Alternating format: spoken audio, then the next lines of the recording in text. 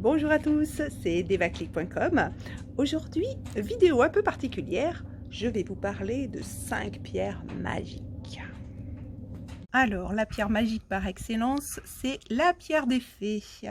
Alors, c'est en fait de l'argile fossilisée qu'on trouve au Canada uniquement. Et c'est une pierre qui exaucerait les vœux. Donc en fait, toutes ces... alors, elles sont vraiment naturellement comme ça.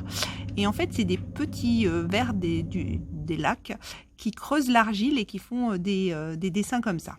Voilà. Alors, cette pierre s'appelle la staurodite, ou staurolite, c'est pareil. On la trouve en Bretagne ou en Russie. Et naturellement, vous voyez, elle a une croix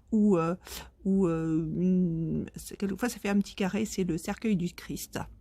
Donc voilà, donc pareil, on lui prête des vertus essentiellement divines parce qu'elle est, voilà, elle pousse naturellement comme ça.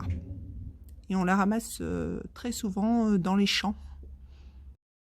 La pierre fleurie de Wapou, Wapou c'est en Polynésie française, hein, qu'on appelle aussi la phonolite à grenat. Donc c'est une pierre magmatique qui est incrustée de grenat bien sûr, et ça fait des sculptures magnifiques vraiment. Et il n'y a vraiment que là qu'on trouve cette pierre, donc ça a une connotation magique pour les habitants, et je rêve vraiment d'en posséder une, hein, vraiment. Le rubis.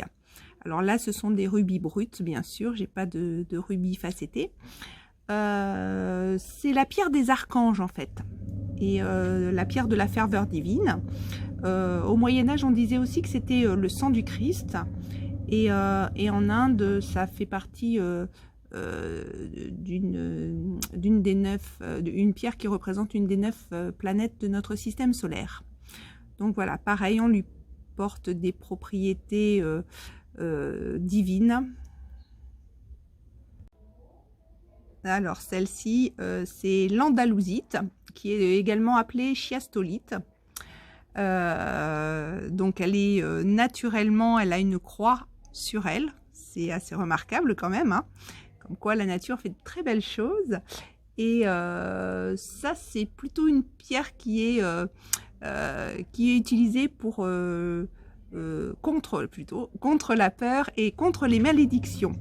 Donc sachez qu'en plus c'est une pierre qui est très bonne normalement aussi pour tout ce qui est rhumatisme. Voilà, vous connaissez maintenant 5 pierres un petit peu particulières, et on se dit à demain. Ciao!